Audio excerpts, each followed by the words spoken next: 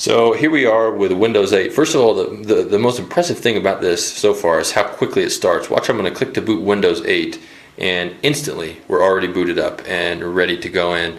Now it has this interesting password system so that you can do kind of like run a different path over the picture and it lets you in. So that's how the password's set up. I'm going to go ahead and set this down now. So this is the main part of the new Windows 8 setting. So you can see it's got a smooth touch to it, and I'm also running a dual core 4 gigabytes of RAM system, so it's pretty fast. So if you touch any icon, pull down on it, then it will allow you to move it around to wherever you want.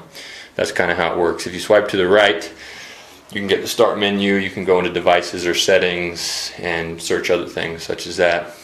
If you swipe to the left, from the left, well, at this page you don't get anything, but let's go into the desktop. So if you were to swipe to the left here, I'm still not getting anything because I don't have any other programs open. So let's open some other programs. Let's open Windows Explorer, and you can see now when I swipe to the left, it brings up it kind of rolls through my other programs. Now if I swipe to the left and then go back, it brings up a list of my programs on the side.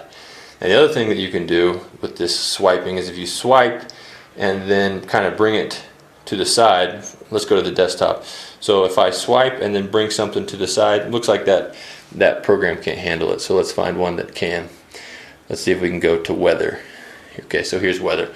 So let's say we wanted to put weather on the side, then we could take this app and just put it on the side right here. So that's how it's allowing you to use these touch apps on the side and then use the desktop in the center. So then anything else you bring in here will be in the center. You can also change which one is going to be bigger like that by moving it over. And so if you were to say run a program in here, say 2 Windows programs, you could actually do 3 at one time. So you can see how now I've got kind of 3 windows going. I do like this functionality of kind of swiping and having things on the side.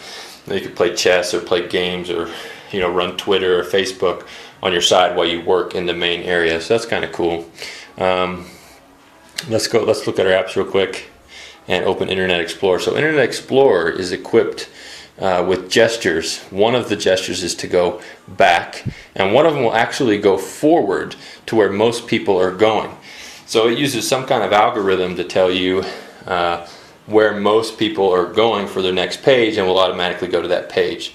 So it's going to depend on which website you're at, what it will pick up. So that's kind of interesting, and really it's pretty smooth. The one thing that's a lot smoother on this version than on the Windows 7 is the pinch and zoom is much smoother, which is nice. So I do like that.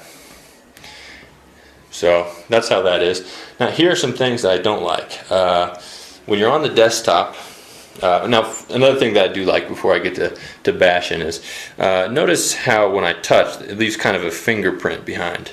I'm sure if I can zoom in on that. Well, what you would notice in Windows 7, it would be just a little pinpoint.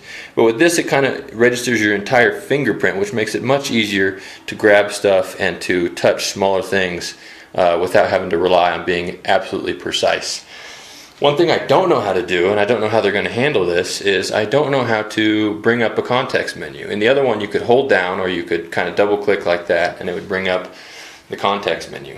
One thing that people are complaining about is that there's no start menu. In order to get back, there's no start menu, so if you want to go back to the beginning, you would have to go swipe like this and go to start, or bring your mouse to this corner and that will bring you back to this start menu. So that's what people are really, they want their start menus back. But what I say is if you really want those links, you can create a context link over here and you can just use your shortcuts from there. So I don't know that that's really going to be a big deal. There's also, let's take a look at the App Store for this. So here we are in the App Store. What I do like about the App Store is that there's potential here for me to have all my apps and my desktop in one place. So when I want to run, I can just kind of have all in one. I don't have to decide what to bring with me.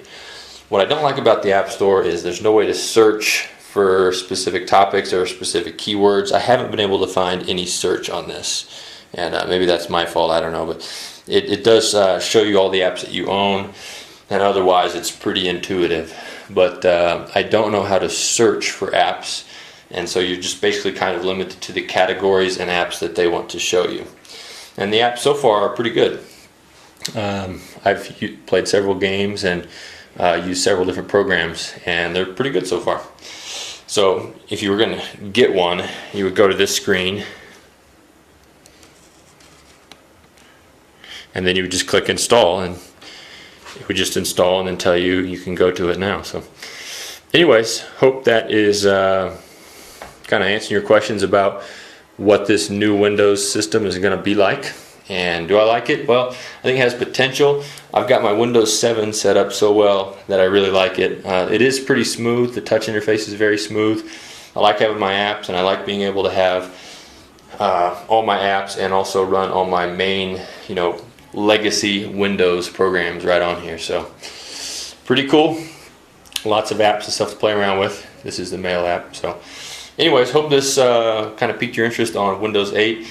It's, this is the consumer preview, so probably getting closer to its final version, and I hope it gets better, because right now I still like the Windows 7 version better, except for Windows 7 doesn't have as many apps available. So anyways, if you have any questions, just post them below. Bye bye.